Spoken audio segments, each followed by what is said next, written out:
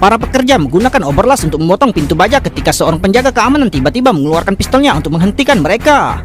Tapi manajer tidak peduli, menganggap mereka tidak akan berani menembak dan terus mengoperasikan katup bersiap untuk memaksa pintu terbuka.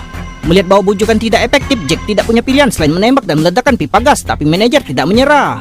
Memanfaatkan ketidaksiapan Jack, ia menyerang dari belakang. Manajer dan anak buahnya mengepung petugas keamanan, memaksanya untuk menunjukkan kunci gudang senjata. Dengan marah, petugas melemparkan kunci itu ke bawah. Melihat ini, pria berjanggut itu segera menusuk petugas. Manajer mengambil kunci itu dan akhirnya membuka gudang senjata. Anak buahnya bingung mengapa hanya satu magazin.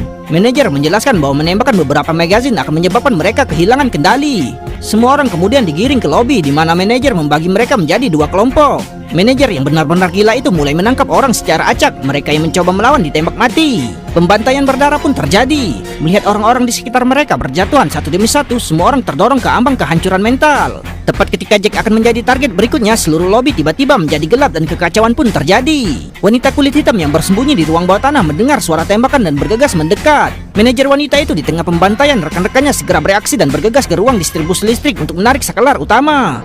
Orang-orang berhamburan dalam kekacauan, tapi geng haus darah manajer itu terus menembak dengan membabi buta, namun mereka masih belum membunuh 30 orang. Tiba-tiba ultimatum terdengar melalui pengeras suara, satu orang lagi harus dibunuh dalam waktu 2 menit. Wanita itu gemetar di bawah meja, tiba-tiba mendengar langkah kaki. Seorang pria memperhatikan sepatu hak tingginya yang terlihat. Saat pria itu membungkuk untuk menyelidiki, wanita itu menerjang ke depan dan menghantam lengan kanannya dengan pipa baja. Ini sebenarnya umpan yang dipasang oleh wanita itu.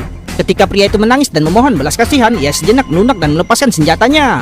Ia tidak tahu bahwa keputusan belas kasihan ini pada akhirnya akan menyebabkan bencana. Saat pengumuman kegagalan misi terdengar, 31 nyawa akan segera berakhir.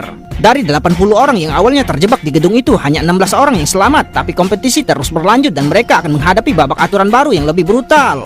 Hanya orang dengan jumlah pembunuhan terbanyak dalam 1 jam yang akan selamat. Pengumuman itu baru saja selesai ketika semua orang memasuki kegilaan terakhir yang mematikan. Dalam upaya putus asa untuk bertahan hidup, manajer itu tidak menunjukkan belas kasihan bahkan kepada kekasihnya. Sementara itu, wanita berkulit hitam dan pacarnya bersembunyi di lift ketika manajer tiba-tiba masuk. Saat lift mulai naik, keduanya tiba-tiba menegang dan suara yang mereka buat membuat manajer waspada yang segera menembak ke atas. Wanita berkulit hitam itu dengan lincah menghindar ke samping, tapi pacarnya tidak dapat bereaksi tepat waktu dan hancur berkeping-keping oleh lift yang naik.